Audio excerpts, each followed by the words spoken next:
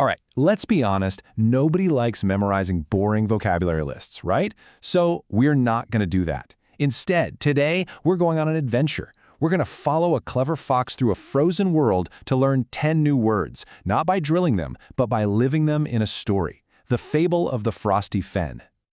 So are you ready? This isn't some dry lecture. This is a quest. And by the end of this story, you won't just know 10 new words. You'll get them. You'll feel them. So let's do this. Okay, so our story kicks off with our hero, Barnaby.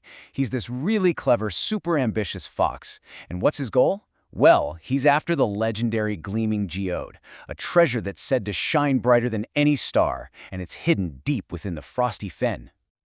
But of course, it's not going to be that easy. His quest starts with a warning from this wise old owl who describes the fen as a treacherous place. And that's our very first word. So what does treacherous actually mean?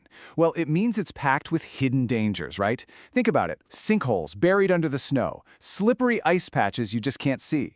The fen isn't just dangerous, it's unpredictably dangerous. You never know what's coming next. And yeah, the hidden dangers don't stop with just the landscape. The owl reveals that this geode is guarded by an ancient spirit. But here's the catch. The spirit is currently dormant. Dormant basically just means inactive. You know, like it's in a super deep sleep. The spirit isn't awake right now, but you can feel the tension, right? The owl is totally hinting that it could be woken up. Ooh, adds a nice layer of suspense to our story. So, the owl's final piece of advice. It's not about being brave, not really.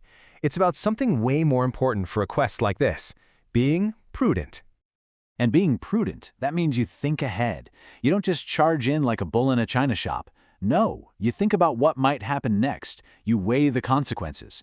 It's all about being careful and smart. A perfect word for making good decisions. So, how does our fox Barnaby take all this serious advice? Well, he's confident, maybe even a little bit cheeky. He's not planning to fight his way through. Nope, he plans to beguile his way through. And to beguile someone is to charm them, to enchant them. And here's the juicy part, sometimes in a deceptive way. I mean, could that be any more perfect for a clever fox? He's going to use his wits and his charm, not just brute force. And just like that, Barnaby takes his first step into the Frosty Fen. This is where the real challenge, the real adventure, begins. So Barnaby's making his way across the ice and, wow. He realizes pretty quickly the owl was not exaggerating. The journey is incredibly tough, and he describes it as arduous. Arduous is a step up from hard. It's the kind of difficult that takes serious, back-breaking effort and just leaves you completely wiped out. You can just feel that this journey is really pushing Barnaby to his absolute limits. But even in this crazy hard place, Barnaby spots something beautiful. He meets this tiny firefly. Her name is Flicker, and she's near a patch of glowing moss, which he calls luminous. And that image right there gives us the perfect picture for our next word, luminous. Just means it's shining, it's giving off light. The moss, Flicker the firefly, and even the geode Barnaby is looking for, they are all luminous. But of course, the beautiful moment doesn't last long. Little Flicker is absolutely terrified, because that dormant spirit, it's starting to stir, and its groan is starting to reverberate. I mean, can you just imagine that sound? To reverberate means for a sound to echo, to bounce off everything around you so it feels like it's coming from everywhere at once.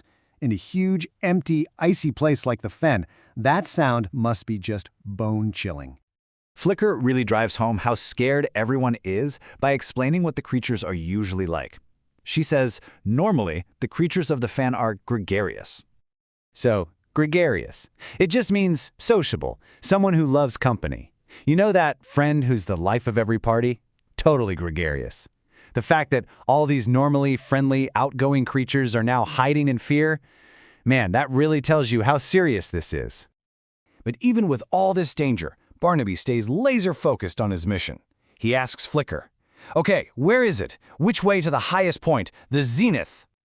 Now, Zenith is a cool word. It can mean, the peak of someone's power or success, their highest point in life. But in our story, it's the literal, physical highest point, the very top of that ice pillar. That's where Barnaby's got to go. So after this super arduous climb, Barnaby and Flicker finally make it to the zenith. The gleaming geode is right there. But oh no, they are not alone. The spirit is awake.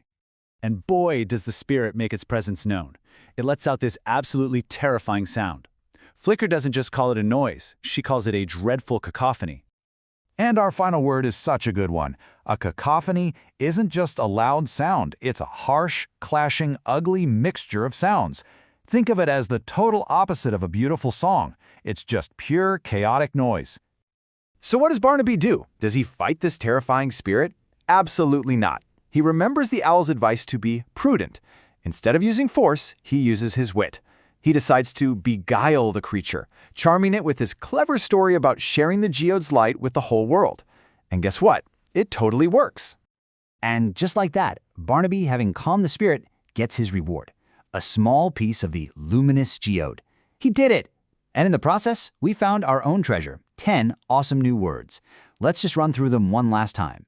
Treacherous, dormant, prudent, beguile, arduous, luminous, reverberate, gregarious, zenith, and cacophony. So this little fable gave us 10 new words, but the real treasure here is realizing that stories and the words inside them are literally everywhere.